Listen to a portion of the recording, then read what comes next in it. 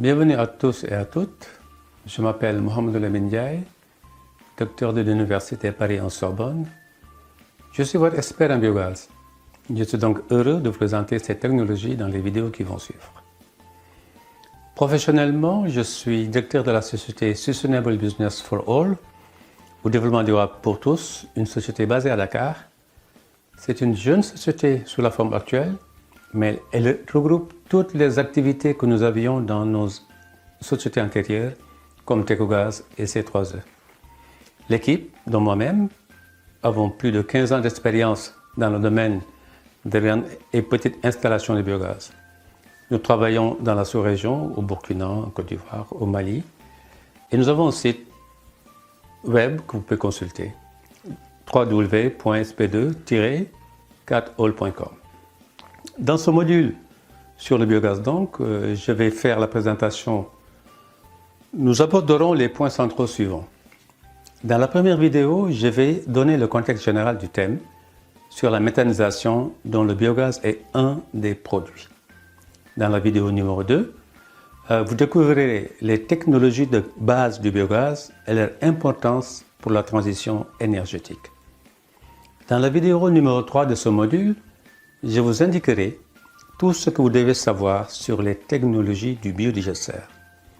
La vidéo numéro 4 est consacrée à l'importance de l'entretien et de la maintenance. La vidéo numéro 5 va vous informer sur le digestat, qui est l'autre coproduit de la méthanisation.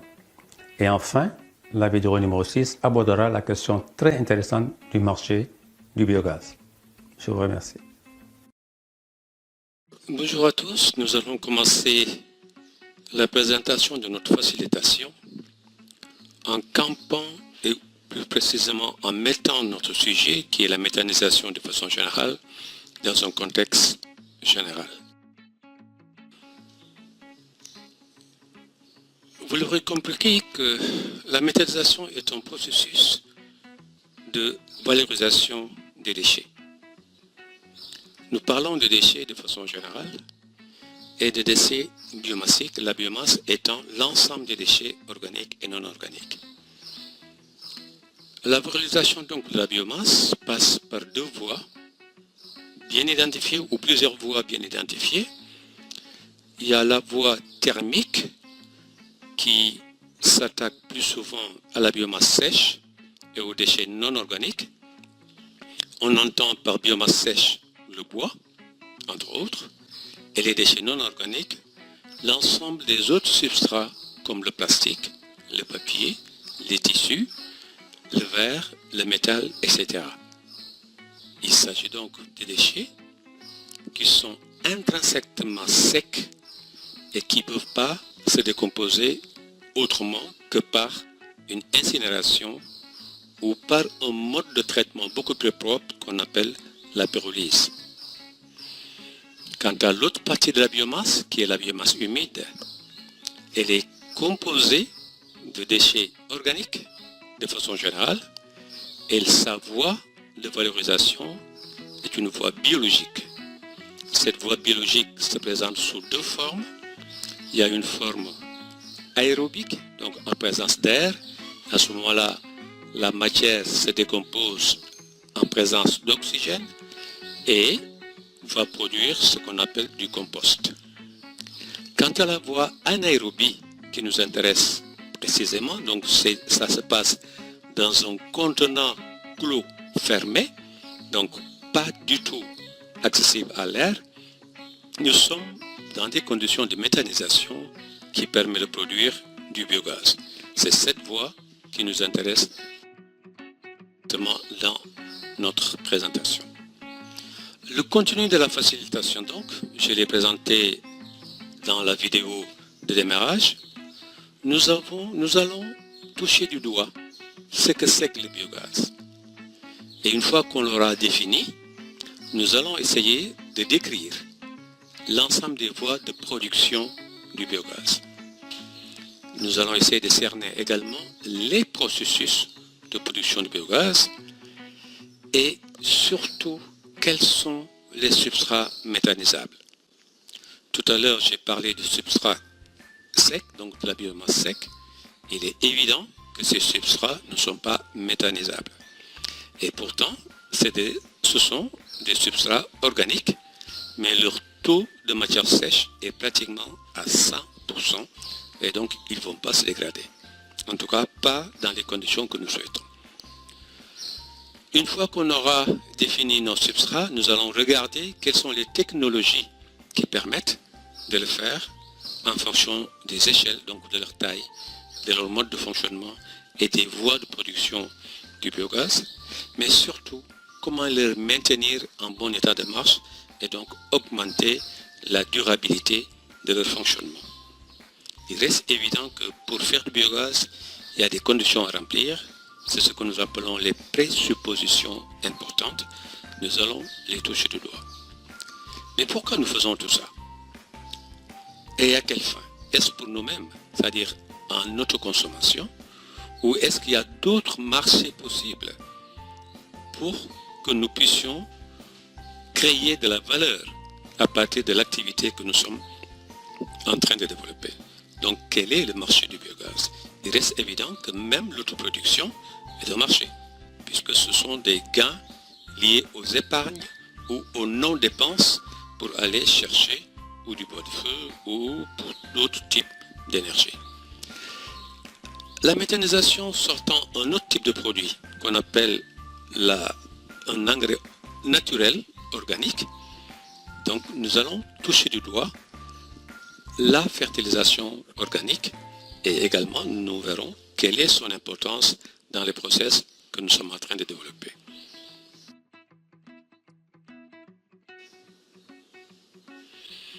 Quand on regarde le principe de la méthanisation de façon générale, ou quand on regarde le monde, on se rend compte que de façon objective, nous faisons face à beaucoup de défis, dont les plus ardus, les plus ténus sont entre autres l'accès à une énergie moderne en quantité, en qualité et à moindre coût. L'Afrique, ou le Sénégal en particulier, fait face à des défis énergétiques donc, mais aussi à des défis d'autosuffisance alimentaire. La pollution sous toutes ses formes, donc des défis de pollution. La satisfaction des besoins basiques élémentaires comme la santé, l'éducation, la mobilité, etc. Et tout ça dans un environnement où la croissance économique ou démographique est exponentielle pratiquement, ce qui multiplie encore les défis parce qu'il va falloir prendre en compte les besoins de populations beaucoup plus importantes. Mais les défis qui nous intéressent le plus, c'est surtout celles qui sont liées à nos pratiques anthropiques et qui ont un impact négatif sur notre environnement et qui se manifestent par des changements climatiques de façon générale. Donc on ne va pas aborder tous les défis parce qu'ils sont énormes, mais nous en avons choisi deux qui sont en fait une transition énergétique. Donc on va quitter un mode de consommation d'énergie fossile, polluante, vers des modes de consommation d'énergie plus propres, renouvelables à l'échelle humaine. Donc une transition énergétique parce qu'on quitte un état pour aller vers un autre état. Et l'autre transition, qui est le corollaire de cette transition énergétique, surtout dans les aspects qui nous intéressent, qui est la méthanisation, donc c'est une transition agroécologique. Et cette transition agroécologique se traduit par des pratiques agricoles durables dont la finalité n'est pas l'utilisation de produits chimiques, mais plutôt valoriser le substrat ou l'autre coproduit de la méthanisation, qui sont les engrais naturels, pour arriver à produire des légumes, des fruits et légumes propres, disons bio. Et tout ça nous amène vers ce que nous appelons le développement durable. Et vous verrez que c'est le digesteur ou le biogaz ou la méthanisation de façon générale est au cœur de ce processus de transition énergétique et agroécologique, car il produit et de l'énergie et des biofertilisants. Et j'en arrive donc au développement durable. dont le concept qu'il va falloir définir a été formalisé en 1987 à l'occasion des travaux de la Commission mondiale sur l'environnement et le développement et dans le rapport Brundtland, du nom de la présidente de la Commission qui dirigeait les travaux sur ces notions de développement durable.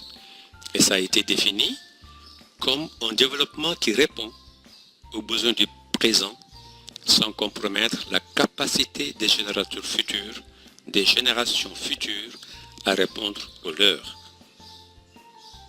En d'autres termes, et ça on le dit souvent, que la terre ne nous appartient pas, nous l'avons empruntée à nos enfants.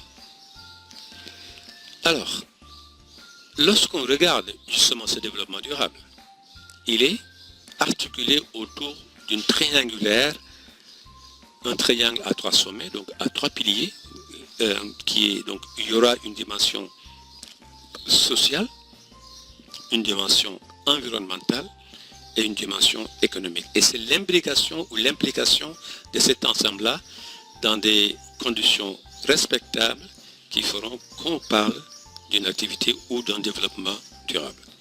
Sur le plan économique, où l'efficacité et la rentabilité sont recherchées, il va falloir trouver un juste équilibre entre profit et gestion durable de l'environnement. Sur le plan social ou sociétal, l'homme a une responsabilité. L'homme défini dans le sens général du terme, ça peut être une personne physique ou morale. Donc il va falloir rechercher à satisfaire les besoins essentiels des populations en réduisant les inégalités sociales et dans le respect des différences culturelles ou culturelles. Et quant aux aspects environnementaux ou environnementaux, ils vont nous renvoyer à notre responsabilité environnementale.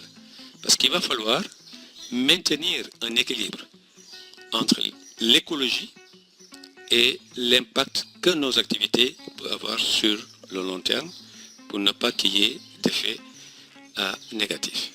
Donc il s'agit, comme je disais tantôt, de concilier le progrès social et économique avec la sauvegarde de l'équilibre naturel de la planète. C'est l'enjeu majeur de ce début du XXIe siècle. Nous venons de finir la COP26 à Glasgow. Vous avez certainement entendu tout ce qui s'est dit là-bas. Et idem pour depuis la COP de Paris, de plus en plus, des actions low carbone sont recommandées un peu partout dans le monde. Le biogaz, sur le plan historique, n'est pas nouveau. Ce n'est pas quelque chose qui a été inventé de toutes pièces. Pratiquement depuis l'aube des temps, le biogaz, sur le plan historique, existe. Il a été découvert vers le XVIIe siècle. On l'appelait communément les gaz des marais, parce que c'est autour des marécages que se dégageaient justement ces effluents qui provenaient de la décomposition de la matière organique qui tombait dans l'eau. L'Europe et l'Amérique du Nord s'y sont intéressés, à partir du XIXe siècle. Et il a fallu attendre 1895 pour une utilisation beaucoup plus importante. Et là-dessus, l'Angleterre a été le pilier en utilisant du biogaz comme combustible pour l'éclairage public. Donc les lampes qui étaient utilisées pour l'éclairage public fonctionnaient au biogaz. À partir de 1936, les scientifiques se sont réellement intéressés sur comment fonctionnait, quel est le principe de fonctionnement de la production de biogaz, qui était derrière tout ça. On sait tous que ce sont des bactéries, donc des petites particules qui vivent dans des milieux aquatiques en général, et ces bactéries-là, qui sont responsables de la production du biogaz, ont fait l'objet de beaucoup de recherches scientifiques sur leur caractérisation. Et les premières unités de méthanisation, donc, ont été construites, c'est-à-dire dans les aspects industriels, à partir de 1959 à Mumbai, et ça c'était en Inde. Le biogaz s'est beaucoup répandu dans le monde. Et de plus en plus, nous savons que les pays qui ont le plus fort unité des biogaz domestiques en marche, en état de marche, c'est la Chine et l'Inde. Ce sont les deux principaux pays en termes de biogaz domestique. Il est avéré qu'il y a plus de 700 000 biodigesteurs domestiques en état de marche en Chine. Et ils ont poussé la réglementation jusqu'à imposer l'utilisation de biodigesteurs dans toutes les fermes où on produit des porcs, donc des cochons. Et de façon générale dans toutes les fermes. La Chine a un mode de fonctionnement qui, le biogaz est devenu un passage obligé pour valoriser les déchets organiques issus des fermes. Le monde scientifique a commencé à s'y intéresser avec tout ce qui est en train de se passer, si j'ai parlé tantôt de transition énergétique, donc de plus en plus la recherche met sur le marché des technologies éprouvées, modernes, qui permettent de produire de l'énergie propre à moindre coût et durable. Et tout ça dans le cadre de la recherche d'alternatives sur des ressources énergétiques finissantes, comme le pétrole et les énergies fossiles de façon générale. Sur le plan ressources humaines, de plus en plus des filières de formation s'ouvrent. Nous sommes en train aujourd'hui de faire une formation, et c'est ce qui se passe dans les grandes écoles, dans les instituts et dans les centres de formation, où de plus en plus des filières dédiées à la méthanisation ou à la gestion des déchets sont ouvertes, alors qu'il y a quelques années, à parler de tout ça. Mais quels sont les enjeux de la méthanisation de façon générale? Ça fera l'objet de la prochaine vidéo que nous allons regarder ensemble. Merci beaucoup.